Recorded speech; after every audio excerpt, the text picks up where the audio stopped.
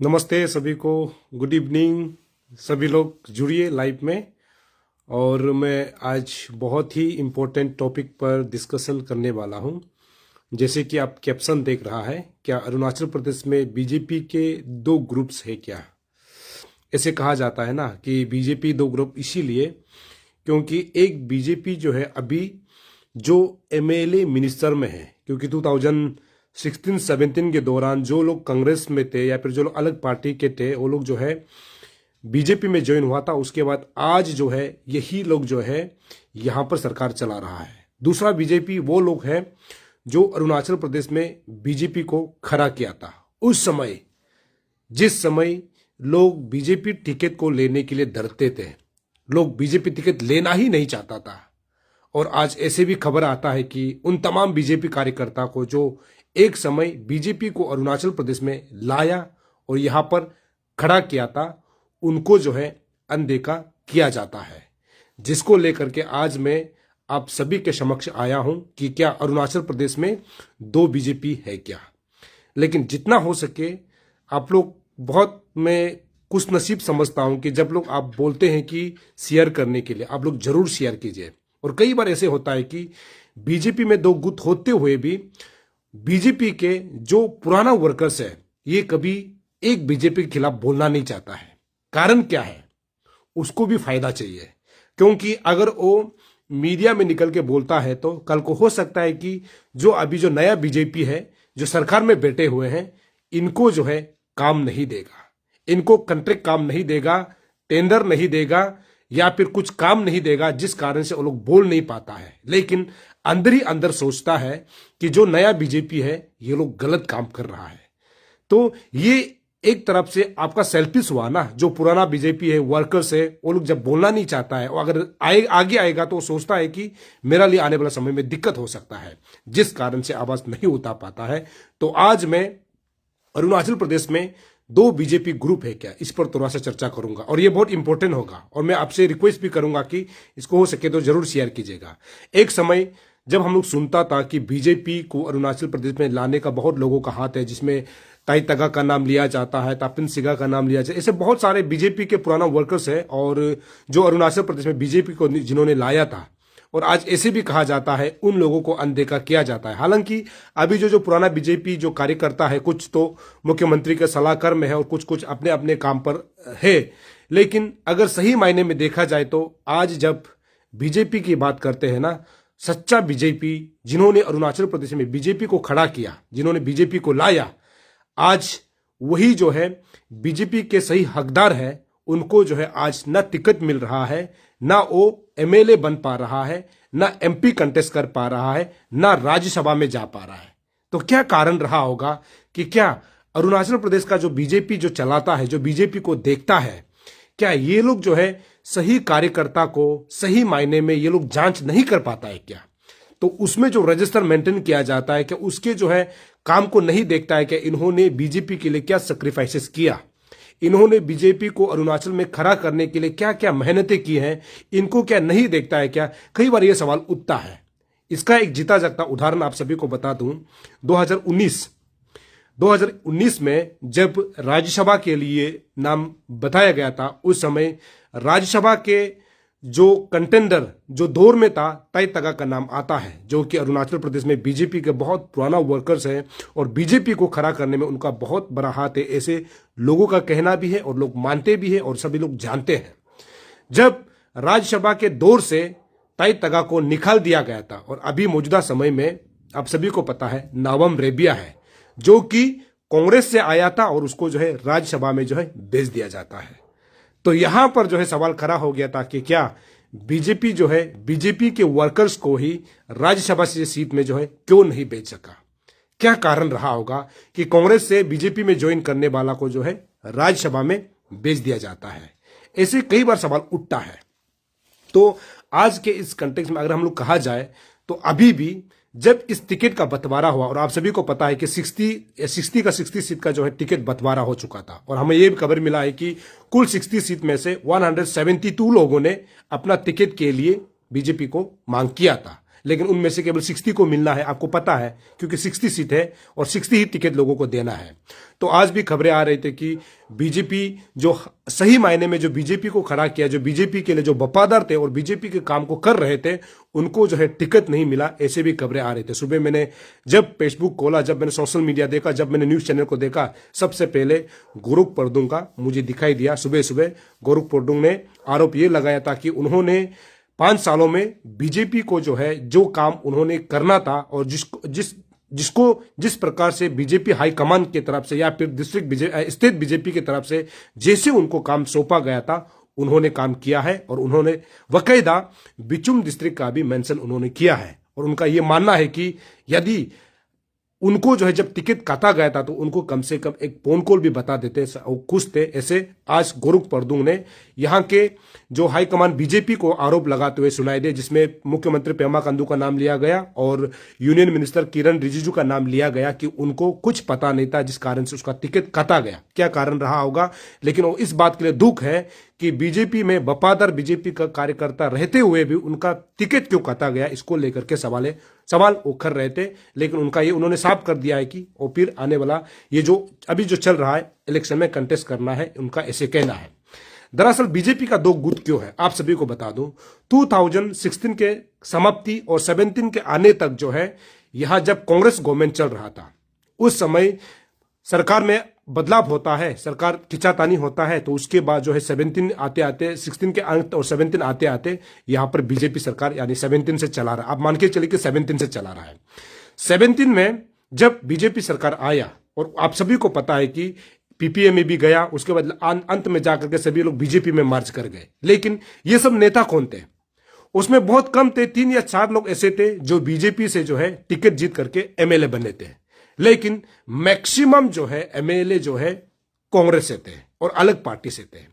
तो आज मान के चले 2017 से लेकर के अभी जो है 24 का इलेक्शन आ गया, मान के 7 साल का जो सरकार जो है चला रहा है बीजेपी। लेकिन उससे पहले कौन थे, उससे पहले जितना अभी जो मिनिस्टर है, सीएम है, डेप्यूटी सीएम है, ये सभी लोग कांग्रेस से थे, सभी लोग कांग्रेस से आए थे। लेकिन जब ये कांग्रेस से आकर के बीजेपी में ज्वाइन हुआ और इनको सीएम का पद दिया गया, डेप्यूटी सीएम का पद दिया गया और पलाना मंत्री का पद दिया गया, और कुछ 2-3 लोग होंगे जिसमें बीजेपी से जो जीत करके आए थे उनको मंत्री सौंपा गया। लेकिन जो बड़े बड़े जो मंत्रालय है और बड़े बड़े जो सीट्स है, बड़े बड़े जो डिपार्टमेंट है, उसको जो है कांग्रेस से आए हुए जो बीजेपी में आए हुए ऐसे नेता को जो है बीजेपी का मंत्री दिया गया और बीजेपी का सीएम भी। मतलब ये कह सकते हैं कि अभी तक 2017 से लेकर के अभी तक जो लोग यहां पर जो है सीएम के तौर पर है या फिर बड़े जो मंत्री के तौर पर है, ये लोग एक समय जो है कांग्रेस से हुआ करता था। लेकिन पॉलिटिक्स को देखिए ना, पॉलिटिक्स इतना अजीब है, सोच के भी घिन आती है कि जब बीजेपी में आता है तो बीजेपी जिंदाबाद, जब कांग्रेस में होता है कांग्रेस आई जिंदाबाद, बीच में कौन पिसता है, जनता पिस जाती है। मैं आपसे रिक्वेस्ट करूंगा जितना हो सके इसको शेयर कीजिए, ताकि उनको भी कम से कम जो नेता है उनको याद दिलाना बहुत जरूरी है कि आप पहले कौन थे, आप पहले क्या थे। आज आप दूसरे पार्टी में आकर के गुनगुनाता है, जय हिंद बोलता है, भारत माता की जय नारा लगाते हैं। उस समय आप अलग पार्टी में थे। जब पॉलिटिक्स है, हम मानते हैं कि राजनीति में होता है, लेकिन इतना भी बदलाव कैसे हो सकता है, इतना गिरा हुआ काम कैसे हो सकता है, ये सोच के मुझे घिन आती है, मुझे डर लगता है। और आप सभी को पता है अभी हाल ही में भगवान श्री राम का जो प्राण प्रतिष्ठा हुआ था, और आपको पता है जिन जिन लोगों को टिकट खटा है, ये भी अयोध्या जाकर के राम जो प्राण प्रतिष्ठा में गए थे, तिलक लगवा कर आए थे, और राम मंदिर का जो है जो राम मंदिर से दिया जाता है, जो सम्मान दिया जाता है, उसके लिए गए थे। लेकिन मैं ये इसलिए कहना चाहता हूं, मैं किसी धर्म के खिलाफ नहीं हूं, मैं बिल्कुल किसी धर्म के खिलाफ नहीं हूं। लेकिन कई बार ऐसे होता है ना, राजनीति जो है आपको जो है आपका कैरेक्टर को बदल देता है। आप बोलता है कि मैं पलाना धर्म को मानता हूं, इस धर्म को नहीं मानता हूं। लेकिन जब राजनीति की जब सवाल आता है ना, आप कभी कभी धर्म को भी नीचे में गिरा देते हो। तो इन चीजों को मुड़कर देखना चाहिए कि ये लोग जो है क्या थे और कैसे थे। मतलब आप सोच के देखिए ना, कैसे हो सकता है। तो इस बीच में जो है जनता को पिसना पड़ता है। आप लोग शेयर कीजिए ना, जितना हो सके आप लोग शेयर कीजिए। ये आज मैं बहुत इंटरेस्टिंग, मैं जब भी कुछ टॉपिक लाता हूं मैं सोचता हूं कि कम से कम आपको सोचने और समझने के लिए आपको कुछ दे, या फिर जो जनता है, जो नेता है ना, इसका भी दिमाग को थोड़ा सा, उनका आंख को भी खोले, उसका कान को खोले, उसका नाक को सूंघने का जो शक्ति दे, मैं ये चाहता हूं। अब मान के चलिए ना कि कभी भी नेता जो है परिवर्तन हो जाता है, कभी भी बदल जाता है। और अभी आप मान के चलिए 2017 से लेकर जो लोग कांग्रेस में थे आज भाजपा में शामिल है और भाजपा में ही सरकार चला रहे हैं। लेकिन ऐसे बहुत सारे भाजपा के कार्यकर्ता हैं जो आज से 20-30 साल पहले अरुणाचल प्रदेश में भाजपा को खड़ा किया था, आज उनका नाम जो है गायब हो गया। आज उनको कोई याद नहीं करता है, आज उनको याद करना भी नहीं चाहता है।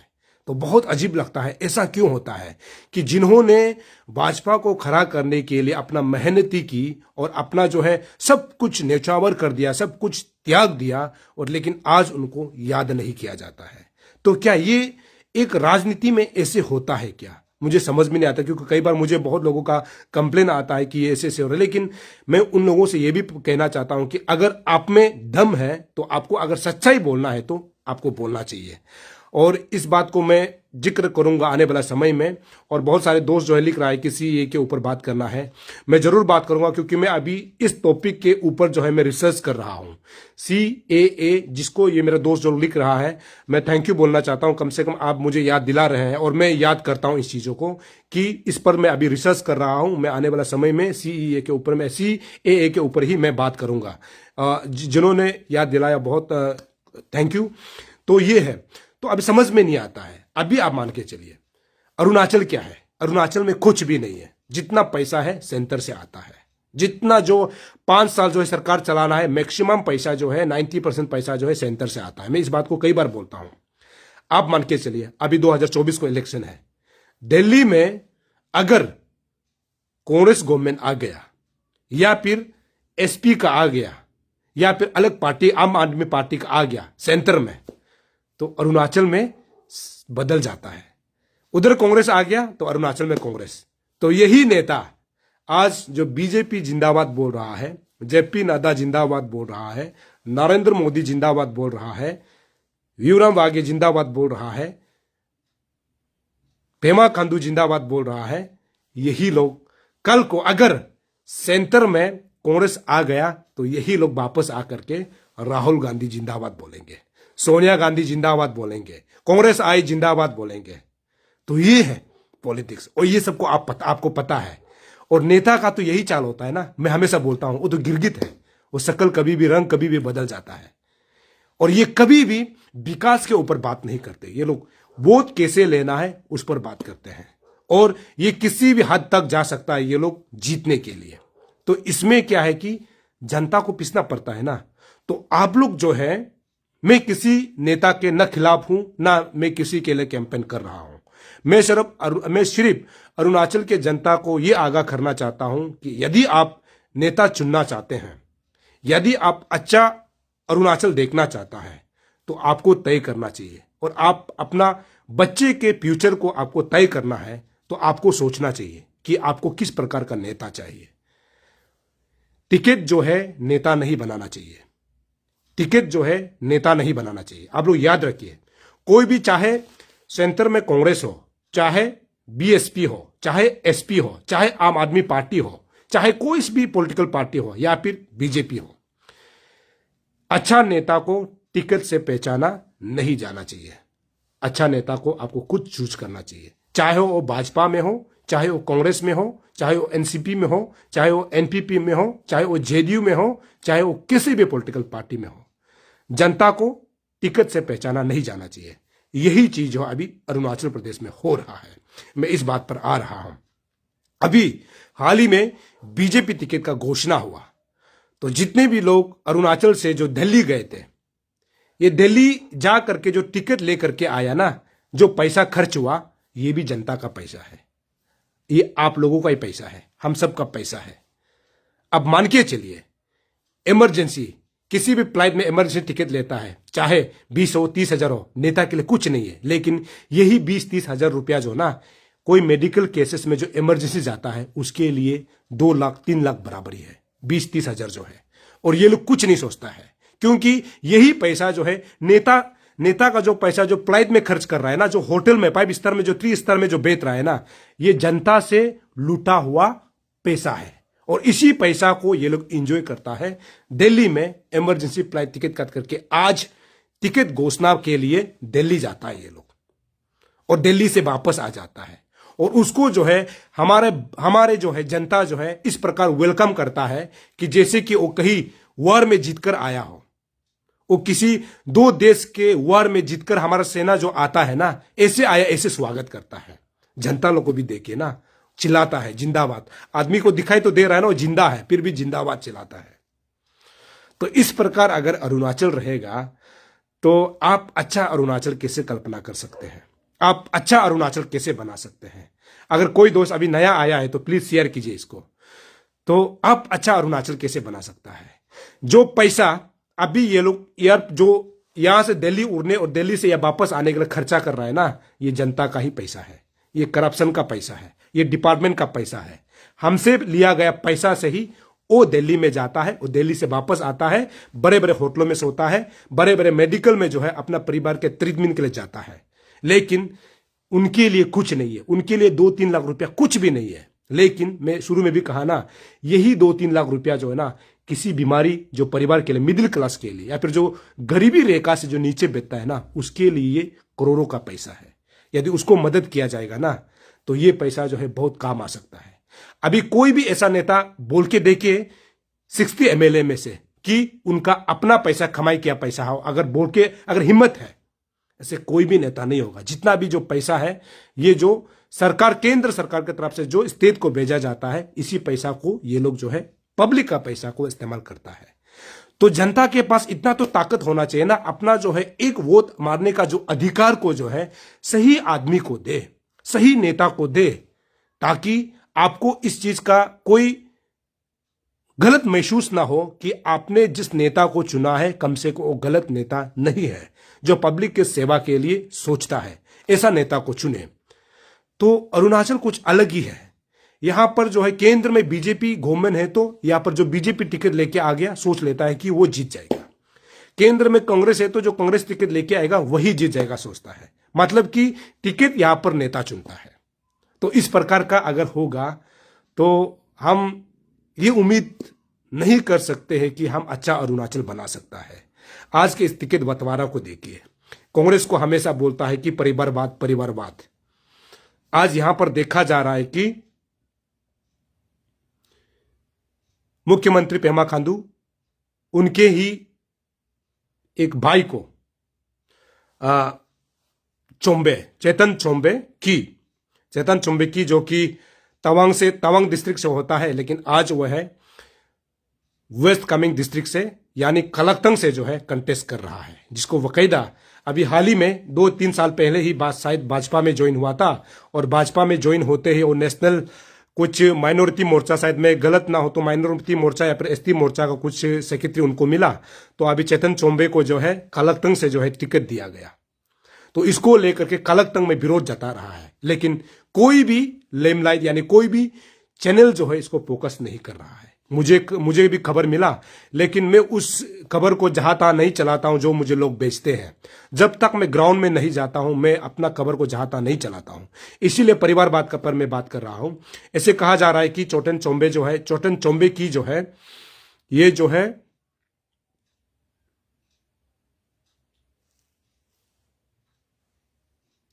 पेमा खांडू का भाई बताया जा रहा है।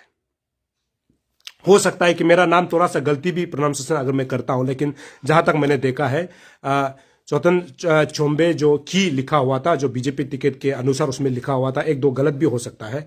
तो जब परिवारवाद की बात करते हैं, ऐसे कहा जा रहा है कि वो पेमा खांडू का भाई है, तो उसको जो है तवांग से ला करके कलक्तंग में टिकट दिया जा रहा है। लेकिन कलक्तंग में क्या ऐसे कोई बीजेपी कार्यकर्ता नहीं था क्या जो एमएलए कंटेस्ट कर सके? क्या दूसरा कोई बीजेपी का कार्यकर्ता नहीं था क्या जिन्होंने टिकट को क्लेम किया? तो तवांग से ले करके कलक्तंग में टिकट देना, तो मतलब कि यह समझा जा सकता है कि कलक्तंग में कोई बीजेपी वर्कर्स था ही नहीं, कोई बीजेपी कार्यकर्ता था ही नहीं, जिस कारण से टिकट जो है तवांग से लेकर के यहां लेके आया और जो है कलकतंग में टिकट उसको बांट दिया। मतलब कलकतंग से, तवांग से आने वाला कलकतंग से चुनाव लड़ेगा। लेकिन इस बात को तो मुझे खुद भी पता है कि आप एज ए इंडियन सिटीजन आप कहीं भी कंटेस्ट कर सकता है, इस बात को तो मुझे पता है। लेकिन जब हम अरुणाचल की बात करते हैं, हमारा संख्या बहुत कम है, जगह बहुत बड़ा है लेकिन संख्या कम है, जिसमें लोग ये सोचता है कि जो अपने जगह से होता है वही जगह कंटेस्ट करे, ऐसे लोगों का मानना एक होता है। क्योंकि हम लोग जो है जनजाति यानी एसटी क्षेत्र में रहता है तो यहाँ के लोग ये सोचता है। तो तवांग से लेकर के क्या ये जो है क्या पावर एंग्री नहीं है, क्या ये जो है पावर नहीं चाहता है? मतलब मुख्यमंत्री पेमा खांडू ये चाहता है कि कम से कम तवांग जो मोन रीजन है वहां से जितना हो सके वहां के जो बीजेपी जीते और आने वाला समय में उन्हीं को ही सीएम बनाने के लिए वो जो है साथ दे। तो अभी समझ में नहीं आता है कि कलकतंग से लोगों का शिकायत ये है कि जो कलकतंग से जो बीजेपी कार्यकर्ता है उनको टिकट मिलना चाहिए था, या फिर जो अभी जो एमएलए है, जो सिटिंग एमएलए है, उनको ही टिकट मिलना चाहिए था। क्या कारण रहा होगा कि सिटिंग एमएलए को टिकट नहीं दिया गया, या फिर बीजेपी का कोई कार्यकर्ता नहीं था क्या जो कि तवांग से लेकर के कलकतंग में जो है चुनाव लड़ने के लिए उसको टिकट दिया गया? ये शायद बीजेपी के लोगों को सोचना चाहिए। ये पहली बात, जब ये परिवारवाद की बात करते हैं। दूसरा जो है, आप लोगों ने देखा होगा नामसाई से 47 नामसाई से, जहां पर जो है क्षमा चाहूंगा नामसाई नहीं, लेकंग से जुम्मम ते दोयरी, इन्होंने भाजपा को से टिकट लेकर के लास्ट टाइम जीता था और वो अभी समय में अभी सिटिंग एमएलए है, उसका टिकट काट दिया गया। यहां पर जो है जो सुजाना जो नामचुम है, इनको टिकट दे दिया गया। अभी लोग लिख रहा है कि क्या ये परिवार बात नहीं है, जहां पर जो है जिंगनू नामचुम को आप लोग पता है जो नामसाई से एमएलए है, ऐसे कहा जा रहा है कि ये उनका भाई है। तो यहां पर भी परिवारवाद दिखाई देता है। तो क्या जो लेखन का जो है जो सिटिंग एमएलए है जो जुमुम एटे दोयरी है, क्या ये बीजेपी टिकट उनको फिर से नहीं दिया जा सकता था क्या? या फिर लेखंग में और दूसरा जो है बीजेपी के कार्यकर्ता नहीं थे क्या, पुराने कार्यकर्ता जो एमएलए के तौर पे कंटेस्ट कर सके? एक ही परिवार से अगर दो टिकट दे दिया जाता है तो दूसरे परिवार के लोगों को चांस कैसे मिलेगा? तो ये है ना, सबका साथ, सबका विकास, सबका विश्वास। तो यहां पर मुझे नहीं लगता है कि एक ही परिवार के अगर दो लोग को देगा तो सबका साथ सबका विकास होगा, या फिर सबका विकास नहीं होगा, यहां पर एक परिवार का विकास होगा। तो यहां पर कुछ चीजें हैं जिसको आप लोगों तक पहुंचाना जरूरी था, और मैं बार बार इस बात को दोहरा रहा हूं कि आप जितना हो सके आप लोग शेयर कीजिए। तो ये है अरुणाचल का पॉलिटिक्स। तो जिसको टिकट मिलना था उनको नहीं मिलता है। और प्रिजन, मैंने कल भी न्यूज चलाया, प्रिजन जो है मिनिस्टर का टिकट काटना ये अपने आप में बहुत बड़ा है, क्योंकि इसमें तो एक तो ये भी समझा जा सकता है कि उस मिनिस्टर ने अपने कार्यकाल में जो है सही काम नहीं किया होगा। अभी तुमके बगरा का नाम अगर हम लोग लें, जो इंडस्ट्री के जो मिनिस्टर थे, उनके गढ़ से जो है यानी उनके कंस्टिट्यूएंसी से जो है अभी विरोध जताया जा रहा है कि जो किरण रिजिजू है ये जो है एलोंग साइड में जो है ना नॉमिनेशन करने के लिए आना है, ना उनको सपोर्ट करेंगे, ऐसे आप लोग सुनाई दे रहा हो, सोशल मीडिया में आपको देखने मिल रहा होगा। तो कहीं ना कहीं सिटिंग मिनिस्टर का टिकट काटना ये अपने आप में एक सोचने और समझने वाला बात है, जिसको जिक्र करना जरूरी था। आज मैं फिर इसको जिक्र कर रहा हूं। तो अरुणाचल की पॉलिटिक्स की जब बात करते हैं तो ये है। तो अभी जो सिटिंग मिनिस्टर है, सिटिंग एमएलए है, या में मैक्सिमम जो सिटिंग एमएलए मिनिस्टर है, ये लोग जो है लास्ट टाइम 19 में बीजेपी से जरूर जीते हैं, लेकिन उससे पहले 2009 में जो है मैक्सिमम लोग जो है कांग्रेस में थे या फिर अलग पार्टी में थे, उसमें गिना चुना बीजेपी के जो है विधायक थे। अभी हम लोग आगे चलते हैं। जो अभी रिसेप्शन को लेकर के आपको मैंने शुरू में बताया, जितना भी जो एमएलए जिसको जो है बीजेपी का टिकट मिला, ये अभी नेशनल कैपिटल दिल्ली से वापस आ रहा है। कोई आज आ रहा है, कोई कल आए थे, कल आने वाला, फिर आने वाला परसों भी लोग आने वाला है। अभी उनका वेलकम हो रहा है, मुझे भी बुलाया जा रहा है। मैं भी जाऊंगा किसी एमएलए के कार्यक्रम, जो रिसेप्शन कार्यक्रम पे मैं भी जाऊंगा, उनसे मैं भी सवाल करूंगा। मुझे बुलाया भी जा रहा है, लेकिन आज समय नहीं था तो मैं नहीं जा पाया। अभी वहां पर ऐसे देखा जा रहा है कि उनको एक जो है वीआईपी की तरफ से उनको रिसेप्शन किया जा रहा है। और कभी कभी जो है एयरपोर्ट का जो है वहाँ का डिसिप्लिन को भी तोड़ते हुए आपको नजर आएगा, क्योंकि एयरपोर्ट जो जुरिडिक्शन होता है ना, उसमें कुछ डिसिप्लिन होता है कि सिक्योरिटी पॉइंट ऑफ व्यू से। अगर यही चीज जो है जो अभी उधर चिल्ला रहा है, बीजेपी जिंदाबाद बोल रहा है ना, या अगर कोई हम लोग आम आदमी जो कोई पार्टी करता तो वहाँ का सिक्योरिटी टाइट होता कि बोलता कि आपको यह इजाजत नहीं है। लेकिन बीजेपी सरकार है अरुणाचल में, तो बीजेपी जिंदाबाद तो लिया जा सकता है, क्योंकि उनको भी सिक्योरिटी वाला को पता है सरकार, केंद्र में भी बीजेपी का सरकार चल रहा है, स्टेट में बीजेपी का सरकार चल रहा है, बीजेपी सरकार कुछ भी बोल सकता है, मतलब कोई भी उसमें कोई कुछ नहीं बोलेगा। लेकिन हम लोग आम आदमी जब जा करके कुछ अलग पलाना उधर जिंदाबाद बोलेंगे तो शायद हो सकता है कि बोलेगा कि सिक्योरिटी पॉइंट ऑफ व्यू से आप यहाँ पर कुछ कार्यक्रम नहीं कर सकते। लेकिन अभी एयरपोर्ट में दोनीपोलो जो एयरपोर्ट में से देखा जा रहा है कि एमएलए मिनिस्टर जो टिकट लेकर के आ रहा है उसको बढ़िया स्वागत किया जा रहा है, फूल माला पहनाया जा रहा है, जैसे कि ऐसे लग रहा है कि वो जो जीत कर आ गया। भाई साहब अभी इलेक्शन खेलना है, इलेक्शन अभी तो शुरू होता है, जब से टिकट आपका डिक्लेरेशन हो गया, आपको घोषणा कर दी, आपको प्रत्याशी बना दिया, अभी शुरू होता है। लेकिन अभी ऐसे प्रस्तुत किया जा रहा है कि जैसे फूल माला पहनाया जा रहा है, तो उसको लगता है कि अभी ये बीजेपी से एमएलए जीतकर आ गया, उनका स्वागत किया जा रहा है, ऐसे लग रहा है। तो यहां पर जो है एक बात यह है, आपने स्वागत किया, अच्छा बात है, टिकट मिल गया, अच्छा बात है, आपको जा करके जनता के लिए तो काम करना है, जनता को सेवा देना है। लेकिन एक बात, इस बात को जिक्र करना जरूरी है, यही विधायक जो अभी टिकट मिला है, आप कभी अपने कॉन्स्टिट्यूंसी को मुड़ के देखा है क्या? कभी जहां पर लाइट की व्यवस्था नहीं है, जहां पर नेटवर्क की व्यवस्था नहीं है, जहां पर एजुकेशन ठीक नहीं है, जहां पर हेल्थ ठीक नहीं है, जहां पर रोड कनेक्टिविटी ठीक नहीं है, इस पर कोई चर्चा नहीं करता, इस पर कोई बात नहीं करता। हमारी जनता भी तो ऐसे ही है। तो अभी मान के चलिए, मैंने लास्ट टाइम तालिहा दिखाया, क्या गलत था? सच्चाई तो वही था, तालिहा को मैंने जो दिखाया, जो प्रस्तुत किया, वो सही था। अगर तालिहा का एमएलए मेरे सामने आकर बोले कि वो मैंने गलत न्यूज दिखाया, मैं न्यूज लाइन छोड़ दूंगा, मैं आज लिख के दूंगा, मैं न्यूज छोड़ दूंगा।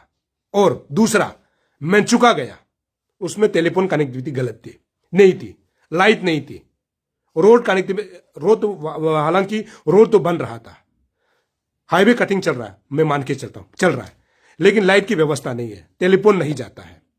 अगर उस समय वहां का एमएलए बोलता कि मैंने जो न्यूज चलाया वो गलत था, तो मैं आज भी न्यूज लाइन छोड़ने के लिए तैयार हूं। क्या आप जो है, मैंने गलत बोला, लेकिन मैंने अगर मेरा बोला हुआ अगर सच होता है, क्या आप एमएलए से इस्तीफा देने के लिए तैयार है?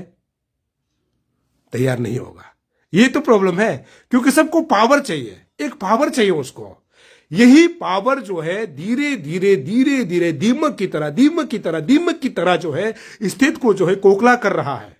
यही पावर क्यों चाहिए? उनको पता है कहां से पैसा कितना आता है, कहां से कमाई की जा सकती है, कहां से अपना पैसा जो है कमाई करके अपना घर बनाया जा सकता है, प्रॉपर्टी खरीदा जा सकता है, दिल्ली में बंगलो बना सकता है, मुंबई में बंगलो खरीद सकता है, बेंगलोर में बंगलो खरीद सकता है, उनको पता है। इसलिए तो ये लोग एमएलए छोड़ना नहीं चाहता है ना। तो ये पावर देखिए, एमएलए लोग क्यों पसंद करता है। आप कभी अंदाजा कभी सोचा है?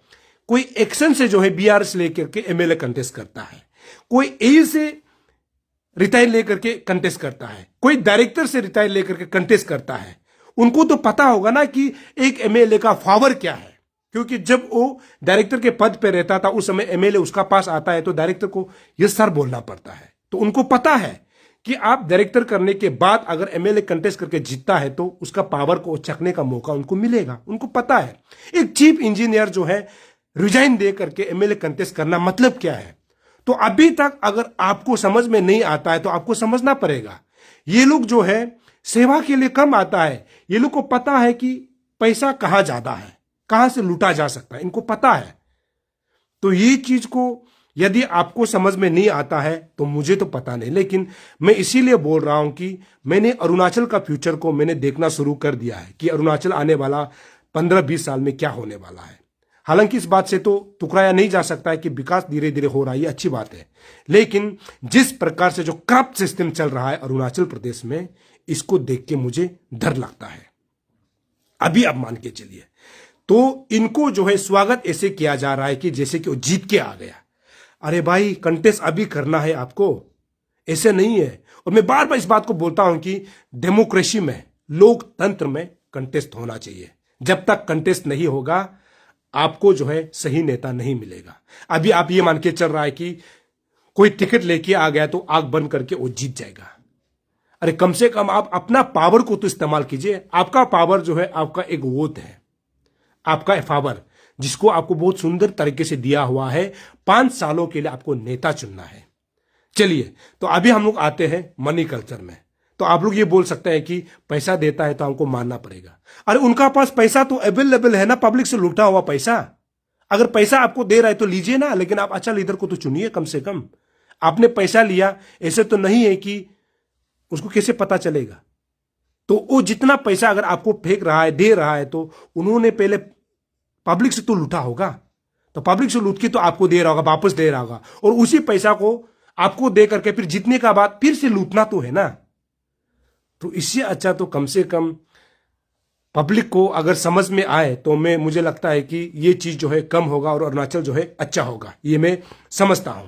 तो इसीलिए अभी आप लोगों ने सुना होगा कि जब टिकट बांटने से पहले यहाँ ईटानगर में जो है, ईटानगर का जो एमएलए को जो है, क्योंकि ये पहले जेडीयू से होता है, तो ऐसे कहा गया था कि यहाँ का कोई बड़ा कार्यकर्ता है, पुराना कार्यकर्ता है, उनका यही कहना था कि यहाँ का जो लोकल एमएलए को टिकट नहीं मिल सकता क्योंकि टिकट का रेस में है ही नहीं। मतलब अंदाजा खुद लगाता है, प्रोफेसी खुद देखता है कि टिकट नहीं मिलेगा, लेकिन अभी बात करते हुए नजर नहीं आता है। मतलब उनका बात भी सही है, क्योंकि बीजेपी का पुराना कार्यकर्ता है तो उनको मिलना चाहिए, या फिर उनके जो साथ में जो बीजेपी का है उनको मिलना चाहिए। मैं किसके ऊपर बात कर रहा हूं आपको समझ में आ गया होगा। तो अभी एक साल पहले जो बीजेपी में ज्वाइन होता है उसको टिकट दे दिया जाता है, लेकिन जो पुराना बीजेपी है उनको टिकट नहीं मिलता है। हालांकि यहाँ ईटानगर का जो है जो बीजेपी पुराना वर्कर्स है, उन्होंने भी कहा है कि यहाँ का जो विधायक यानी तेची कासो को वो टिकट का रेस में है ही नहीं, उसको मिलना ही नहीं चाहिए बोल करके घूम रहा था। अभी वो शांत है, लेकिन टिकट तो वो बाजी मार गया, टिकट वो लेके चला गया। मतलब कि जो अभी जो टिकट जो तेची कासो को दिया गया है वो टिकट लेके चला गया, लेकिन कार्यकर्ता तो बोलते हुए नजर आए कि उनको टिकट नहीं मिलना चाहिए, टिकट का रेस में है ही नहीं बोल रहा था, लेकिन उनको मिला नहीं। अभी वो तो फिर वापस तो आएगा नहीं, वापस आकर के बोलेगा नहीं। अगर वो अभी बोलेगा तो फिर उसको जो है बीजेपी का जो एक्शन कमेटी है फिर उसको जो है एक्शन लेगा। तो ये एक है, लेकिन मतलब समझ में नहीं आता है। हमारे लोग जो है पावर इतना मतलब उनको चाहिए, पावर होने के बाद भी और पावर चाहिए, और पावर चाहिए, और पावर चाहिए, अभी समझ में नहीं आता है। तो ये है। तो इलेक्शन में डिबेट होना चाहिए। आप अगर बाहर स्टेट को अगर देखता है, यूपी, बिहार, जितना बड़ा स्टेट है, मध्य प्रदेश, राजस्थान, मतलब अरुणाचल, मतलब नॉर्थ ईस्ट को छोड़ करके बाहर स्टेट को अगर आप देखता है, उसमें डिबेट की जाती है। डिबेट मतलब कि आपका पॉलिटिक्स में आने का मुद्दा क्या है, इश्यूज क्या है, इश्यूज बेस्ड कंटेस्ट किया जाता है। हमारे यहाँ पे इशू क्या है पता ही नहीं है, सभी को पैसा चाहिए। मतलब स्टेट आगे बढ़े या ना बढ़े, या फिर गरीब जो है पसते रहे, उसको कोई लेना देना नहीं, बस वो लोग आगे बढ़ गया तो सही है। अभी इश्यूज, मैं इश्यूज के ऊपर बात करूंगा। इश्यूज है एपीपीएससी, एक इशू। दूसरा इशू एपीएसएसबी, दूसरा इशू। तीसरा इशू करप्शन। चौथा इशू भ्रष्टाचार। पांचवा इशू विकास। 6th issue education. 7 issue health. 9 issue road connectivity. 10 issue मतलब टेलीफोन कम्युनिकेशन। बहुत सारा इश्यूज है। ये इश्यूज पर क्यों बात नहीं करता? अभी एग्जांपल मानिए, मैंने ईटानगर का पूरा स्कूल का दौरा किया, लेकिन सरकारी स्कूल इतना खराब है कि आज इसके ऊपर किसी एजुकेशन मिनिस्टर ने बात किया या फिर लोकल एमएलए ने बात किया? नहीं किया, किसी ने नहीं किया। या फिर जो कैपिटल डीसी ने किया? नहीं किया, किसी ने नहीं किया। इस पर कोई बात नहीं करता है। एपीसीएस इशू पिछले 2 साल, 1 साल ज्यादा से चल रहा है, इसके ऊपर किसी का ध्यान ही नहीं है। कोई सुनना नहीं चाहता है, कोई देखना नहीं चाहता है। इसका मतलब है कि मैक्सिमम जो बड़े लोग जो है इसमें इन्वॉल्व है। यह भी समझा जा सकता है, ये लोग कह सकता है, क्योंकि आप इस इशू पर कोई बात करना नहीं चाहता है। अनएम्प्लॉयमेंट, इस पर कोई बात नहीं करना चाहता। हेल्थ, इस पर कोई बात करना नहीं चाहता। मिनिस्टर ऐसे दे देता है इसको, किसी को कुछ मिनिस्टर पता ही नहीं है, हेल्थ मिनिस्टर को क्या चल रहा है स्टेट में पता ही नहीं चलता है। कोरोना जब हुआ था वो कभी शक्ल दिखाई नहीं देता है। ऐसे वाला को जो हेल्थ मिनिस्टर देता है। हेल्थ मिनिस्टर का एग्जांपल टूटिंग। मैं टूटिंग गया हूं। टूटिंग में आज भी जनरेटर से जो है मेडिकल चलाया जाता है। क्या हेल्थ मिनिस्टर का जगह ऐसे होना चाहिए क्या? अभी हेल्थ मिनिस्टर ये न्यूज को अगर देख रहा है तो आप मुझे कांटेक्ट कर सकता है, मैं आपके साथ डिबेट करने के लिए तैयार हूं। इसलिए तो मैं बोलता हूं ना, डिबेट होना चाहिए, चर्चा होना चाहिए। डिबेट और चर्चा नहीं होगा तो कैसे स्टेट आगे बढ़ेगा? सिर्फ आप लोग जो है स्कीम निकल निकल के पैसा को सिर्फ अपना बैंक में डिपॉजिट करने से नहीं होगा ना। स्टेट के लिए भी तो सोचना पड़ेगा, देखना पड़ेगा, तभी जाके स्टेट आगे बढ़ेगा। स्टेट क्यों आगे नहीं बढ़ रहा है? हेल्थ इंफ्रास्ट्रक्चर जब बोलता है तो ट्रिम्स का बात हमेशा बोलेगा, मुख्यमंत्री बोलेगा कि ट्रिम्स बन गया, पहला कॉलेज बन गया। अरे ये ऑटोमेटेड जो पार्किंग, क्या जरूरत था ऑटोमेटेड पार्किंग? अभी आप लोग देखा होगा सीएम ने इनॉग्रेट किया ऑटोमेटेड जो पार्किंग को छोड़ करके, अगर उससे अच्छा हाई क्वालिटी वाला एक्सरे मशीन, जो एमआरआई मशीन, अलग अलग मशीन जो ऑपरेशन थिएटर और अच्छा बनाता, तो ये पार्किंग लॉट्स की जरूरत क्या है मेडिकल में? वो भी ऑटोमेटेड, जो मुंबई जैसे बड़े शहरों में होता है, बेंगलोर जैसे शहरों में होता है। अच्छी बात है, ऐसे विकास होना चाहिए, हम लोग मानते हैं अच्छा विकास होना चाहिए। लेकिन मेडिकल में अभी प्रॉब्लम क्या है? सुबह इमरजेंसी में एक डॉक्टर जो है कम से कम 100 लोगों को, पेशेंट को चेक करता है। सुबह टिकट लेता है, लेकिन उनका जब डॉक्टर को दिखाते दिखाते 3 बज जाता है। उसके लिए नहीं सोचा, उसके लिए अवेलेबल डॉक्टर क्यों नहीं करा रहा है? तो उसके लिए अच्छा मशीन, एक्सरे मशीन क्यों नहीं ला रहा है? ऑटोमेटेड क्यों नहीं ला रहा है? उसके लिए अच्छा जो है आईसीयू रूम क्यों नहीं बना रहा है? उसके लिए हाईटेक ऑपरेशन थिएटर क्यों नहीं बना रहा है? ये ऑटोमेटेड कार पार्किंग को मतलब क्या दिखाना चाह रहा है कि हम लोग अरुणाचल जो है अभी बहुत एडवांस है। जब सड़क ठीक नहीं है तो पार्किंग को अब ऑटोमेटेड बना के फायदा क्या है? हा? मतलब ऑटोमेटेड में क्या पब्लिक का गाड़ी पार्किंग होगा, या डॉक्टर का सिर्फ होगा, या फिर मंत्री का होगा? ये भी तो साफ कर दे। क्योंकि मैं कल या परसों में जाकर देखूंगा, अगर ऑटोमेटेड अगर चलता है तो मैं अपना गाड़ी को पार्किंग करके देखूंगा, या फिर वो डॉक्टर के लिए बनाया गया सरकारी डॉक्टर है भाई, उसको इतना हाईफाई पार्किंग करने की जरूरत क्या है? क्योंकि वो पब्लिक की सेवा के लिए तो होता है। पब्लिक जहां पर गाड़ी रखे, डॉक्टर भी तो वहां रखे, बराबर तो है। जहां डॉक्टर पार्किंग करेगा, एक पार्किंग डॉक्टर पार्किंग लॉट्स बना दीजिए। तो क्या प्रॉब्लम है? ऑटोमेटेड पार्किंग जो है रिमोट सिस्टम से चलता है। अरे भाई, इससे अच्छा तो रिमोट सिस्टम से ऑपरेशन करने वाला थिएटर तो बना देते ट्रिम्स में। इससे अच्छा तो ऑटोमेटेड जो रिमोट सिस्टम से एक्सरे करने वाला ला देते स्पेशल, क्योंकि ये तो कम से कम 100-200 करोड़ का तो प्रोजेक्ट होगा, या फिर अगर इतना भी नहीं होता तो कम से कम 30-40 करोड़ का तो प्रोजेक्ट होगा, जो ऑटोमेटेड जो आपका पार्किंग लॉट्स है। तो आप समझ में नहीं आता है। तो इस प्रकार का स्टेट कैसे आगे बढ़ेगा? हाँ, हमने कहा है विकास के रफ्तार के साथ चलना चाहिए, लेकिन उस रफ्तार के साथ जो है पेशेंट को कितना दिक्कत हो रहा है, कभी आपने सोचा है?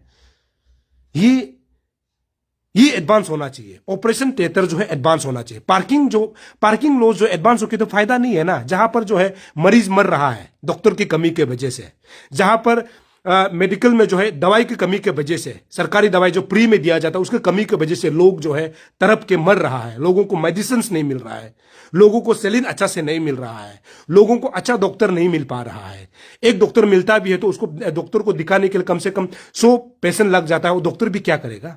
तो एक डॉक्टर, स्पेशलिस्ट डॉक्टर है, गायनी हो गया, कम से कम 5-6 गायनी डॉक्टर बिता दीजिए ना। जहां ऑटोमेटेड आपने पार्किंग लॉट्स बनाया, वो पैसा को अगर आप 5-10 गायनी स्पेशलिस्ट ला देता है तो कम से कम पेशेंट का तो बंटवारा होगा, डॉक्टर का प्रेशर भी तो कम होगा।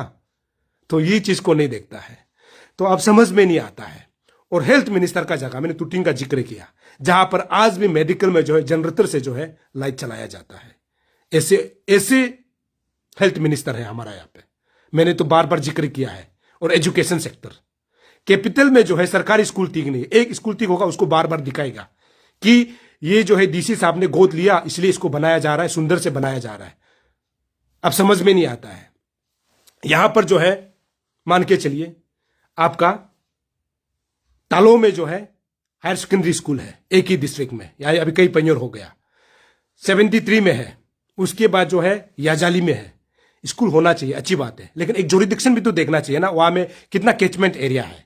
लेकिन जब ईटानगर में higher secondary school, primary school को देखता है, बच्चे आज भी तड़प रहा है ब्लैक बोर्ड के लिए, आज भी तड़प रहा है पानी के लिए, आज भी तड़प रहा है अच्छा टॉयलेट के लिए, आज भी तड़प रहा है टीचर्स के लिए। इसको देखता नहीं। Year of the education 1000 crore रखता है, वो पैसा कहां जाता है भाई? समझ में नहीं आता वो पैसा कहां जाता है। इस पर कोई डिबेट नहीं, इस पर कोई चर्चा नहीं है। अनएम्प्लॉयमेंट पर चर्चा नहीं है, बेरोजगार पर चर्चा नहीं है, भ्रष्टाचार। अभी हम करप्शन पे आएंगे। करप्शन पर हमेशा मुख्यमंत्री बोलता रहता है कि करप्शन को हम कम कर रहा है। आज भी बताइए ना, SIT ने कितना केस लिया, और जितना केस लिया गया उसमें कितना सक्सेस हुआ? SIT SIC बताइए ना, विजिलेंस बताइए। आप लोगों को इतना PMGSY का करप्शन का केस दिया जाता है, आपका उधर जो है FIR लॉज होता है, उसमें से कितना केस सक्सेस हुआ वो बताइए, तभी करप्शन तो मिनिमाइज होगा। अभी PMGSY रोड का कितना करप्शन चार्जेस रखा SIC में, SIT में है, विजिलेंस में है, लेकिन कभी आपने सुना है कि इस केस का विरुद्ध जो है किसी MLA के अगेंस्ट में उसको अरेस्ट किया गया हो? हाँ, इतना आपने सुना होगा, जो चेंग तजो का रोड NEC को, उसको तो सुना होगा, लेकिन उसका नतीजा भी क्या है, इस पर कोई डिबेट नहीं होता, इस पर कोई चर्चा नहीं होती। बोलता है कि करप्शन कम, करप्शन कम। SIC SIT का केस, जितना केस लिया गया, उसका जो रिजल्ट हो गया या फिर जो अभी कर रहा है, उसको भी रिपोर्ट देना, रिपोर्ट तो देना पड़ेगा ना, रिपोर्ट को जनता को बताना पड़ेगा, तभी जाकर के तो दूध का दूध, पानी का पानी होगा। इस पर चर्चा नहीं होती। विकास कैसे करना है, इस पर चर्चा नहीं होती। एक थोड़ा सा सड़क रास्ता थोड़ा बनाएगा, घर थोड़ा सा बनाएगा, पिता जब कटेगा उसको जो है बहुत सुंदर तरीके से दिखाने की कोशिश करता है, हकीकत तो कुछ और है। ये सोच के भी समझ से पड़े हैं। आज हाईवे बनाता है, हाईवे में पब्लिक टॉयलेट नहीं है, हाईवे में बस स्टॉप नहीं है, हाईवे में ड्रेनेज सिस्टम ठीक नहीं है, हाईवे में पार्किंग लॉट्स नहीं है। इस पर कोई चर्चा नहीं होती। क्यों चर्चा नहीं होता? जहां पर पेपर लीकेज होता है उस पर चर्चा नहीं होती।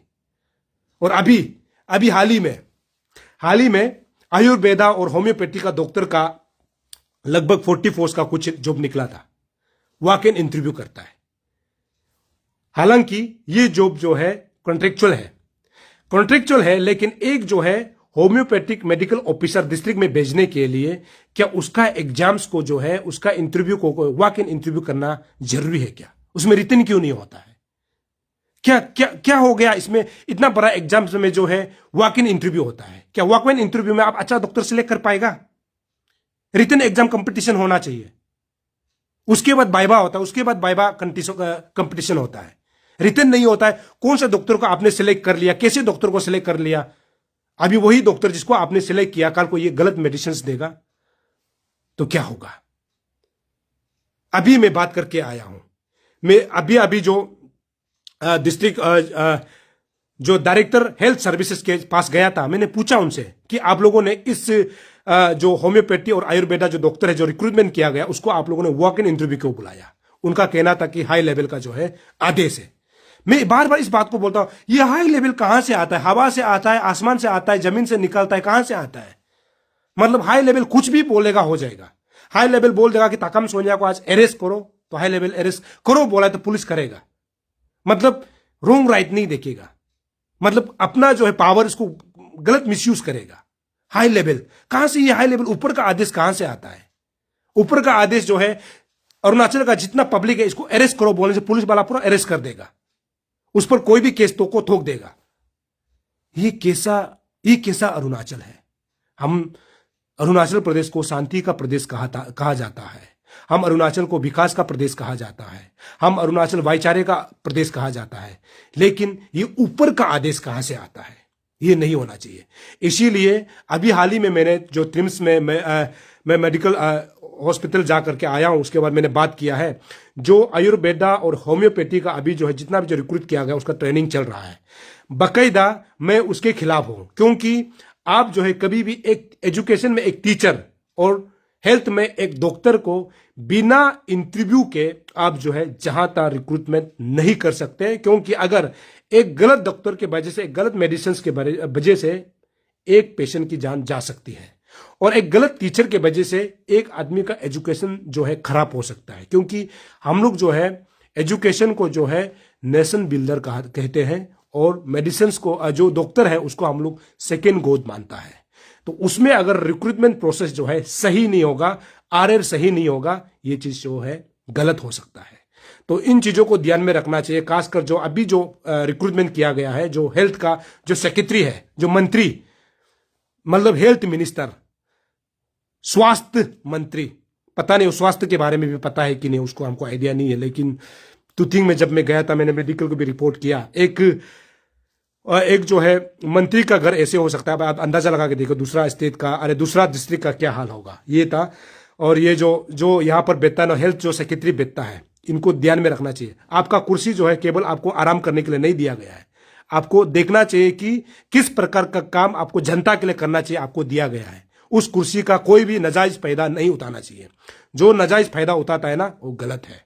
ये बिल्कुल इस बात को मैं खंडन करता हूं कि अपना कुर्सी को जो लोग नाजायज फायदा उठाता है ना, उसको ऊपर वाला देखने वाला है। ऊपर में कोई देखने वाला है, आज भी जिंदा है, जो ऊपर में जो कर्म बोलता है ना, कर्म जो गलत कर्म करता है ना, ऊपर में कोई देखने वाला कोई ना कोई है। इसीलिए जब जो कुर्सी मिलता है उस कुर्सी को सही से इस्तेमाल करो। नहीं होने से आज जो हुआ है ना, आज जो हुआ है आप लोग समझ गया होगा। एक समय जो लोग कुर्सी में बैठ करके अपने आप को बहुत बड़ा सोचता था ना, आज वो हमारा बराबर हो गया। इसीलिए हमारा तो जो हम रिपोर्टिंग करता है मेरा तो चलते रहेगा, ना मेरा रोक टोक होगा, ना मेरा कुछ होने वाला है।